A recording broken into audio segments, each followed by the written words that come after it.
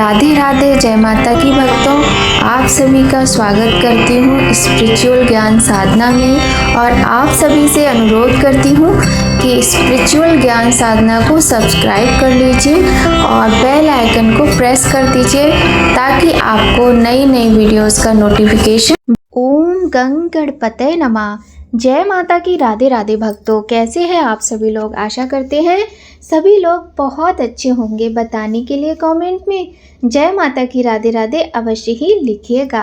प्रिय भक्तों, आज बुधवार का पावन दिन है। बुधवार बुध ग्रह से संबंधित है और बुध ग्रह ग्रहों के राजकुमार माने जाते हैं। साथ ही बुध ग्रह के अधिष्ठाता देव श्री गणेश जी हैं। तो हम गणेश जी का ध्यान करते हुए आज की वीडियो का प्रारंभ करते हैं और आज हम आपको बहुत ही सुंदर, अद्भुत और पौराणिक कथाएं सुनाने वाले हैं। आप लोग बने रहिएगा स्पिरिचुअल ज्ञान साधना में शुरू से अंत तक। प्रिय भक्तों, आप सभी से निवेदन है कि कभी भी कथा को अधूरा मत छोड़िएगा, पूरी कथा सुनकर ही जाइएगा। तो आइए भक्तों, भगवान श्री गणेश, गौरी शंकर और बुद्ध देवता से प्रार्थना करते हैं कि वो अपने सभी भक्तों के सभी कष्टों को दूर करके हम सभी के जीवन में सब कुछ मंगलमय कर दें, सारे विघ्न दूर कर दें, सारे संकटों का नाश करते हुए हम सभी की मनोकामनाओं को पूर्ण करें। बुद्धि, विद्या और बल सभी कुछ हमें वो प्रदान करें। इसी कामना के साथ आइए भक्तों, प्रारंभ करते हैं आज की सुंदर कथाएं। बोलिए गणेश भगवान की जय, गौरी शंकर भगवान की जय, लक्ष्मी नारायण भगवान की जय। पार्वती जी पूछती हैं कि हे गजानन, फाल्गुन मास में गणेश जी की पूजा कैसे करनी चाहिए। इस महीने में किस नाम से गणेश जी का पूजन होता है। गणेश जी ने कहा, हे माता, फाल्गुन चतुर्थी को हेरंब नाम से गणेश जी की पूजा करनी चाहिए। पूजा का विधान पूर्वोक्त रूप से है। इस दिन खीर में कनेर के फूल मिलाकर गुलाबास की लकड़ी से हवन करना चाहिए। विद्वानों का मत है कि आहार में घी और चीनी लें। इससे संबंधित एक पूर्वकाली का इतिहास सुनाता हूँ। युधिष्ठिर के प्रश्न के उत्तर में जैसा श्री कृष्ण जी ने कहा था उसे मैं सुनाता हूँ। श्री कृष्ण जी ने कहा कि प्राचीन काल में युवनाश नामक एक राजा थे। वे धर्मात्मा, उदार दाता, देवताओं एवं ब्राह्मणों के पूजक थे। उस राजा के राज्य में विष्णु शर्मा नामक एक तपस्वी ब्राह्मण रहते थे। वे वेदवत्ता एवं धर्मशास्त्रज्ञ थे। उनके 7 पुत्र थे जो सभी धन धान्य से समृद्ध थे, परंतु पारस्परिक कलह के कारण सब अलग होकर रहने लगे। विष्णु शर्मा प्रत्येक पुत्र के घर में क्रमशः एक एक दिन भोजन करते थे। बहुत दिन बीतने के बाद वे बूढ़े होकर कमजोर हो गए। वृद्धता के कारण उनकी सभी बहुएं उनका अनादर करने लगीं। वे तिरस्कृत होकर रोते रहते थे। एक समय की बात है कि विष्णु शर्मा गणेश चतुर्थी व्रत रहकर अपनी बड़ी पुत्र वधू के घर गए। उस ब्राह्मण ने कहा कि हे बहुरानी, आज गणेश जी का व्रत है, तुम पूजन की सामग्री जुटा दो। गणेश जी प्रसन्न होकर प्रचुर धन देंगे। अपने ससुर की बात सुनकर बहू कर्कश स्वर में बोलती है, हे पिताजी, मुझे घर के कामों से ही फुर्सत नहीं है, फिर उन झमेलों में पड़ने का कहाँ अवकाश है। हे ससुर जी, आप हमेशा ही कोई ना कोई नाटक रचते हैं। आज गणेश जी का बहाना लेकर आप पहुँचे। मैं गणेश जी व्रत नहीं जानती हूँ और ना गणेश जी को ही, आप यहाँ से खिसकिए। इस प्रकार बहू की झिड़की सुनकर वह 6 बहुओं के घर बारी बारी से गए, परंतु सभी ने वैसी ही बात कही। सभी जगहों से अपमानित होकर वह कृशकाय ब्राह्मण बहुत ही दुखी हुए। इसके बाद वह अपनी छोटी बहू के घर जाकर बैठ गए। छोटी बहू बहुत ही धनहीन थी। वह संकोच में पड़कर कहने लगी। ब्राह्मण ने कहा कि अरे बहुरानी, अब मैं कहाँ जाऊँ। 6 बहुओं ने तो मुझे फटकार दिया। तुम्हारे यहाँ तो व्रत सामग्री एकत्रित करने का कोई साधन नहीं दिख रहा है। मैं स्वयं वृद्ध हूँ। हे कल्याणी बहू, मैं बार बार सोचता हूँ इस व्रत में सिद्धि मिलेगी और सभी कष्टों का अंत होगा। अपने ससुर जी की बात सुनकर छोटी बहू कहने लगी। बहू ने कहा, हे पिताजी, आप इतने दुखी क्यों हो रहे हैं? आप अपनी इच्छा के अनुसार व्रत कीजिए।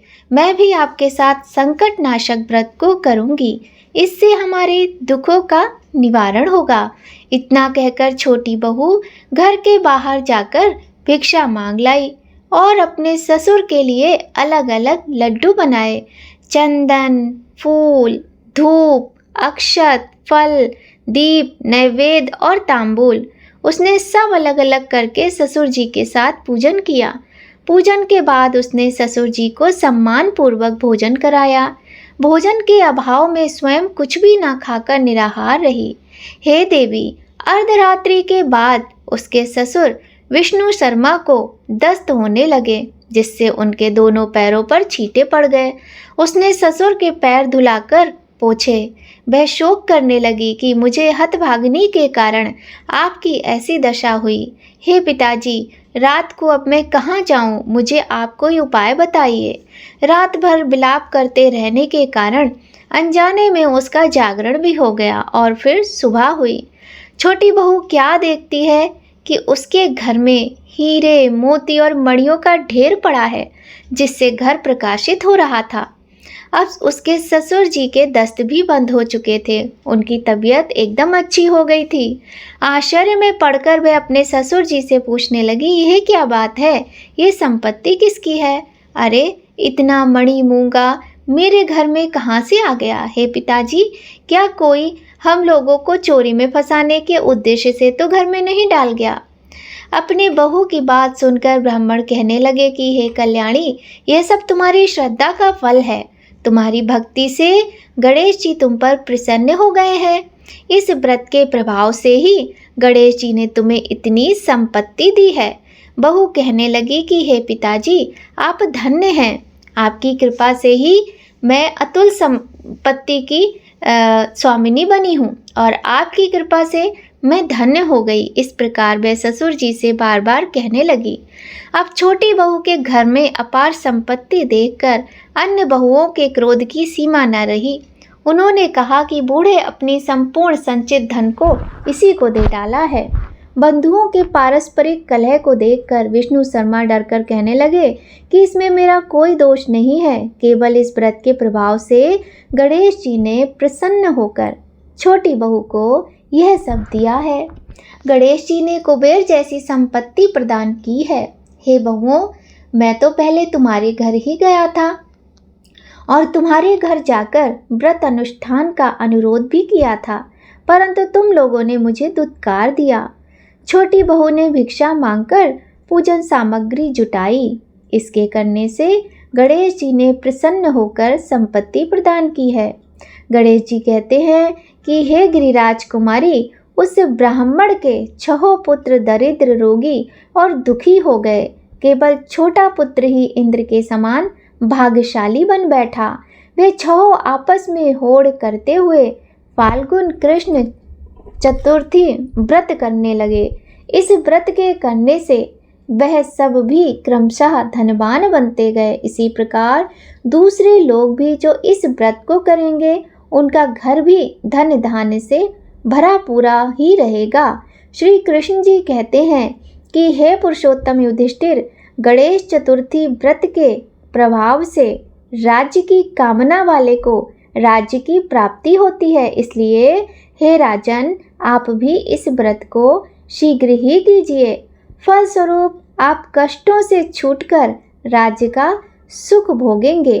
श्री कृष्ण जी के मुख से इस कथा को सुनकर युधिष्ठिर बहुत प्रसन्न हुए और व्रत करके गणेश जी की कृपा से अखंड राज्य के अधिकारी बने। बोलिए गणेश भगवान की जय। बोलिए गौरी गणेश भगवान की जय। हे गणेश जी महाराज, जिस प्रकार से आपने छोटी बहू पर कृपा की, वैसे ही कहानी सुनने वाले, कहानी सुनाने वाले सभी पर कृपा करना, अपना आशीर्वाद सदा ही बनाए रखना, अपनी कृपा सदा ही बनाए रखना, धन्य धान्य संतान सुख वैभव सभी कुछ अपने भक्तों को प्रदान करना। तो आइए भक्तों, अब हम एक बहुत ही सुंदर सी और कथा सुनते हैं। गणेश जी की कथा आपको कैसी लगी हमें बताइएगा ज़रूर, और हाँ, लाइक करना बिल्कुल भी मत भूलिएगा। जनाबाई जी का जन्म गोदावरी तट पर गंगाखेड़ नामक एक ग्राम महाराष्ट्र में हुआ था। बचपन में ही इनकी माँ का निधन हो गया था। उनके पिता उन्हें भगवान विट्ठल के दर्शन के लिए पंढरपुर लाए और वहीं उनकी भी मृत्यु हो गई। जनाबाई जी के हृदय में भगवत प्रेरणा से ये बात आई कि कोई भक्त अगर उन पर कृपा कर दे तो उन्हें भगवान का साक्षात्कार हो जाएगा। इसलिए जनाबाई जी ने 8 वर्ष की आयु में नामदेव जी महाराज के यहाँ सेवा करना स्वीकार कर लिया। नामदेव जी निरंतर भजन परायण थे और निरंतर भगवान के नाम में डूबे रहते थे। नामदेव जी जैसे महात्मा के यहाँ सेवा मिल जाना मतलब स्वयं प्रभु की सेवा से भी बड़ी सेवा मिल जाना था। जनाबाई के हृदय में एक ही बात थी कि वे नामदेव जी को प्रसन्न कर लें। जनाबाई अब नामदेव जी के पूरे परिवार की तन्मयता पूर्वक सेवा करने लगी।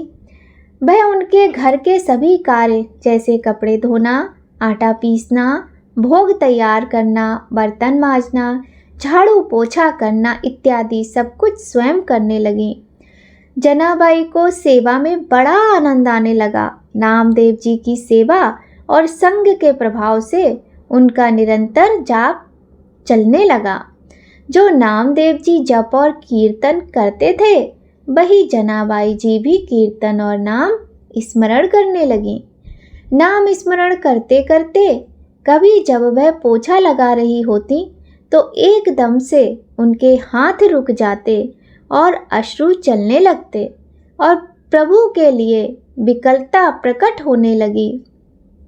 श्री जनाबाई जी की भव दशाएं आने लगी और उनके हृदय में भगवान विट्ठल के प्रति प्रबल आसक्ति होने लगी। जब कभी सेवा के बाद कुछ समय मिलता तो वो मंदिर में जाती और ठाकुर जी को देखती रहती। ठाकुर जी को देखते देखते उनको एकदम से विकलता होती और वो रोने लगती। जब आनंद बढ़ता तो वो नाचने लगती थी। जनाबाई जी की ये दशा केवल श्री नामदेव जी की सेवा से होने लगी थी। जनाबाई जी सभी कार्य करते हुए सावधानी रखती कि सेवा में कहीं कोई त्रुटि ना हो जाए और नाम विस्मरण ना हो। ऐसे जनाबाई श्री नामदेव जी की सेवा में मगन रहने लगी। वह सावधान रहती कि वे अपनी स्थिति में इतना ना डूब जाएं कि उनकी सेवा छूट जाए, क्योंकि सेवा भक्त की प्रसन्नता के लिए है और भक्त की प्रसन्नता से ही विट्ठल भगवान रीझ जाएंगे। उनके हृदय की इस धारणा और भगवान के नाम का ऐसा प्रभाव हुआ कि अब उनके आंसू नहीं रुकते थे। सभी कार्य करते हुए उनका अश्रु प्रवाह होता रहता था। जिस स्थिति की बड़े बड़े साधु और उपासक आकांक्षा करते रहे हैं वह जनाबाई को केवल भक्त संग की कृपा से प्राप्त हो रही थी। एकादशी के दिन नामदेव जी के यहाँ रात्रि में भक्त मंडली एकत्रित होकर कीर्तन करती थी। कोई मृदंग बजाता, कोई करताल बजाता और कोई नृत्य करते हुए नाम कीर्तन करता था। कोई प्रभु की आनंदमय लीलाओं का गायन करता तो कोई एकांत में बैठा हुआ उन लीलाओं और कीर्तन को सुनकर अश्रु प्रवाह करता। नामदेव जी के यहाँ पूरी एकादशी की रात्रि को ऐसा कीर्तन होता और जनाबाई सब संतों की सेवा करके एकांत कोने में खड़ी रहती। वो नामदेव जी और बड़े बड़े भक्तों की भाव दशाएं देखती थी तो उनके हृदय में विकलता और बढ़ जाती थी। संकीर्तन के आनंद सागर में भी पूरी रात डूबी रहती थी। उनको ये पता ही नहीं चलता था कि रात्रि कब व्यतीत हो गई। यही है महाप्रेम का स्वरूप। प्रातःकाल होते ही भक्त मंडली चली जाती और जनाबाई भगवत प्रेम की मादकता में बाबरी हुई ठाकुर जी की प्रसन्नता के लिए श्री नामदेव जी की सेवा में मगन रहने लगती। एक दिन एकादशी की रात्रि में जनाबाई भाव में ऐसी डूबी हुई थी कि सुबह हो गई और उनकी सेवा बाकी रह गई। घबराते हुए उन्होंने सोचा कि पहले वस्त्र धो लें। जब वह चंद्रभागा नदी के पास पहुंची तो उनके मन में बहुत सी चिंताएं एक साथ आने लगीं। वह सोच रही थी कि अभी तो बर्तन धोने हैं, ठाकुर जी की सेवा के लिए पानी भी भरने जाना है, आज तो बहुत देर हो गई, कैसे मैं सब सेवाएं पूरी कर पाऊंगी। वह ये सब सोच ही रही थी कि एक वृद्ध माता उनके पास आई और कहा, जनाबाई तू चिंता क्यों कर रही है, तू जाकर बाकी के काम कर ले, मैं तेरे सारे कपड़े धो देती हूँ। जनाबाई ने कहा कि आप मेरा काम भला क्यों करेंगी। वृद्धा ने कहा, मैं सच्ची सफाई और धुलाई करना जानती हूँ। जो कपड़े मैं एक बार धोती हूँ वह दोबारा कभी गंदे नहीं होते। जनाबाई समझ नहीं पाई। बुढ़िया ने प्रेम से कहा कि तू चिंता मत कर, तू मेरे जैसे कपड़े साफ नहीं कर सकती। जनाबाई ने कहा कि अब मुझे तत्काल नामदेव जी के घर जाना होगा क्योंकि मैंने बर्तन नहीं धोए। वो ये कहकर कपड़े वहीं नदी के किनारे छोड़कर चली गई। जनाबाई बर्तन धोकर और जल भरकर वापस आई तो उन्होंने देखा कि उन माता ने सब कपड़े धोकर सुखा दिए थे। जनाबाई ने देखा कि सारे कपड़े एकदम स्वच्छ हो गए थे। जनाबाई ने हाथ जोड़कर कहा कि आप जैसा उदार तो मुझे जीवन में कोई नहीं मिला। जनाबाई ने कहा कि मैं आपका बहुत आभार मानती हूँ। मैया ने कहा कि आभार की क्या बात है, मैं तो तुम्हारी ही हूँ, अपनों से आभार थोड़े ही प्रकट करते हैं। ऐसा कहकर मुस्कुराते हुए वह वृद्ध माई वहाँ से चली गईं। जाते जाते उन्होंने कहा कि अगर कभी भी ज़रूरत हो तो मुझे याद कर लेना। जब तुम याद करोगी तो मैं तुम्हारी सेवा के लिए उपस्थित हो जाऊंगी। जनाबाई जी भाव में डूब गईं क्योंकि उस वृद्धा की मुस्कुराहट ने उनके हृदय में आनंद का वर्धन किया। जब चेतना आई तो उन्होंने सोचा कि मैंने तो पूछा ही नहीं कि वो कहाँ रहती हैं और उनका नाम क्या है। उन्होंने आसपास देखा तो वृद्धा दिखाई नहीं दी।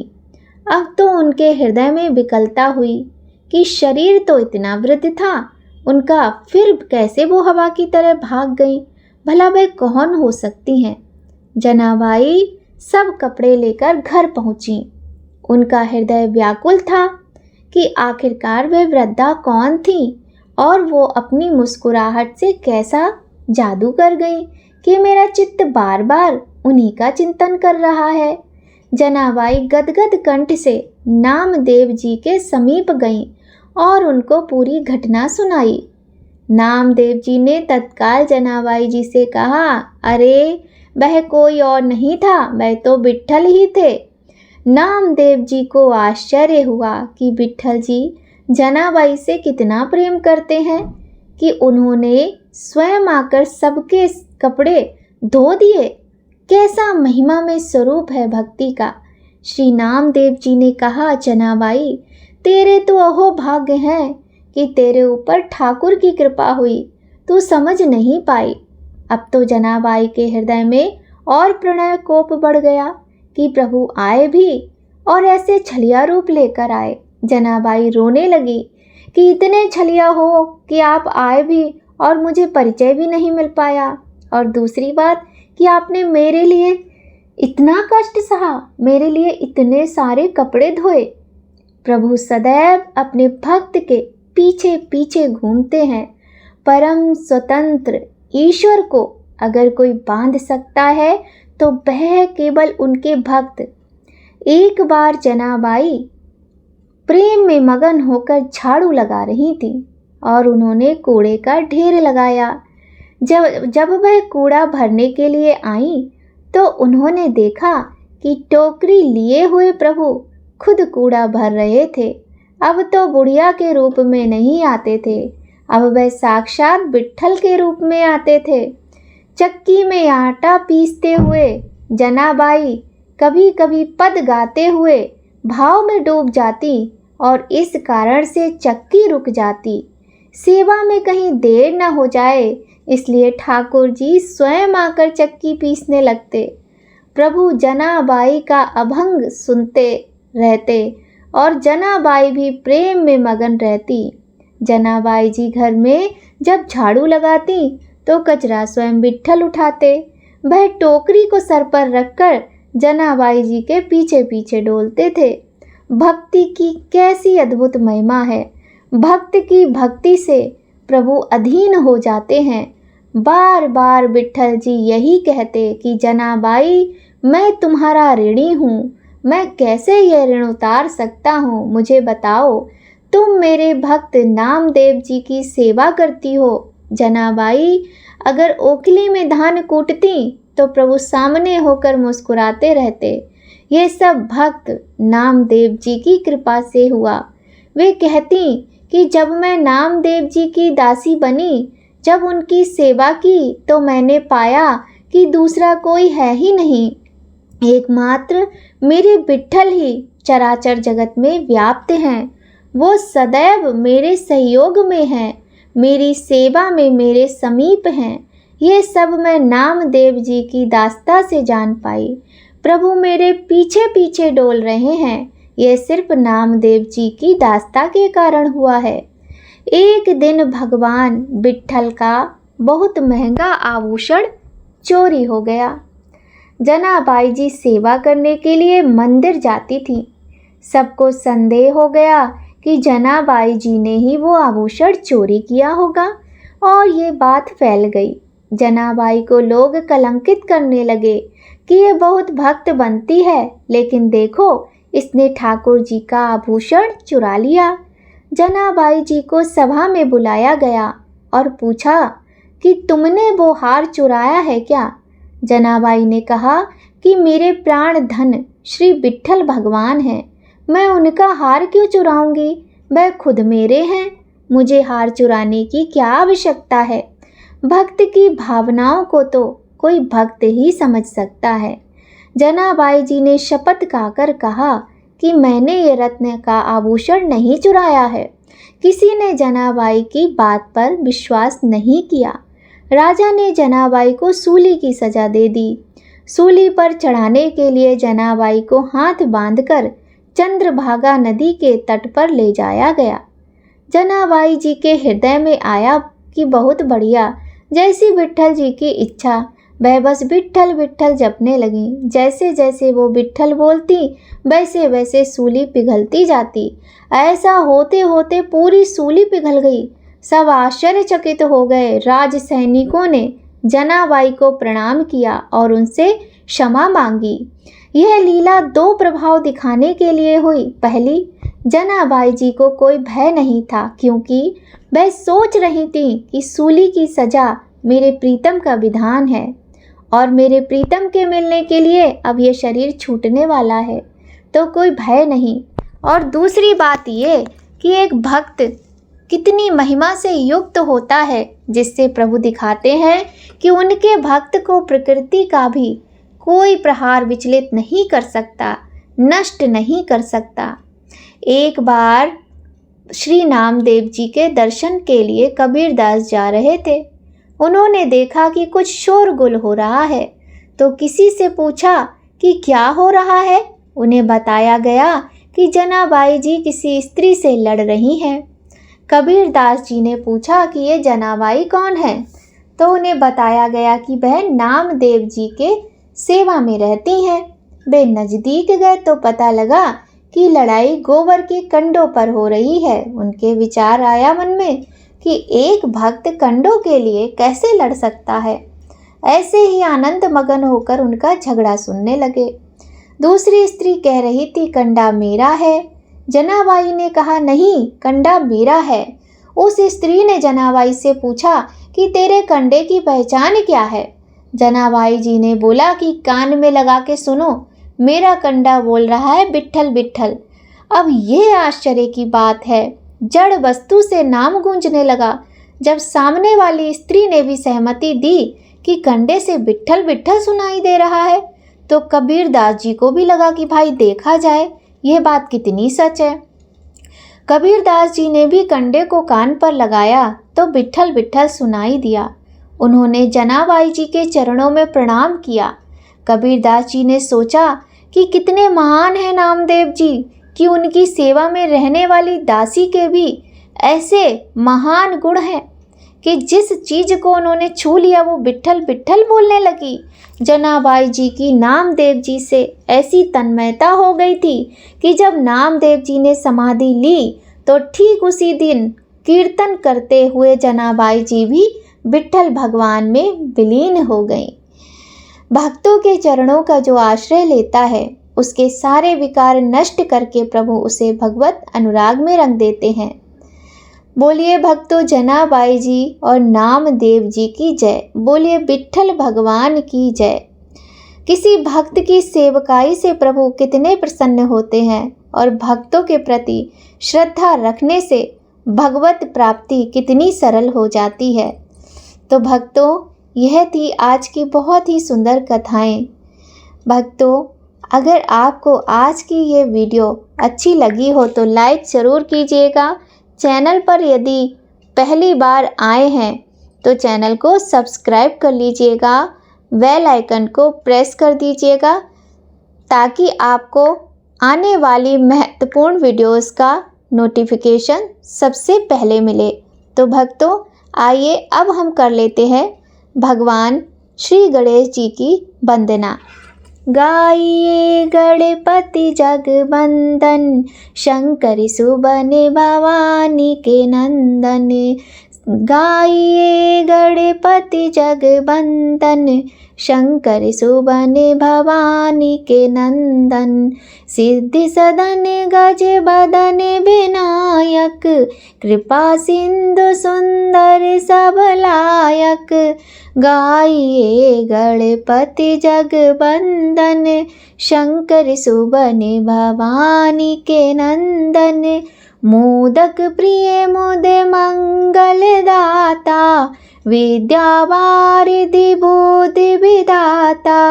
गाइए गणपति जगवंदन, शंकर सुबन भवानी के नंदन। मांगत तुलसीदास कर जोरे, बसहि राम सिय मानस मोरे। मांगत तुलसीदास कर जोरे, बसहि राम श्री मानस मोरे।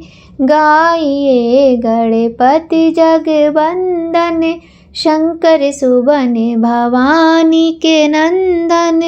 गाइए गणपति जगवंदन, शंकर सुबन भवानी के नंदन। बोलिए प्रथम पूज्य गिरिराज किशोरी जी के श्री गणेश जी भगवान की जय हो।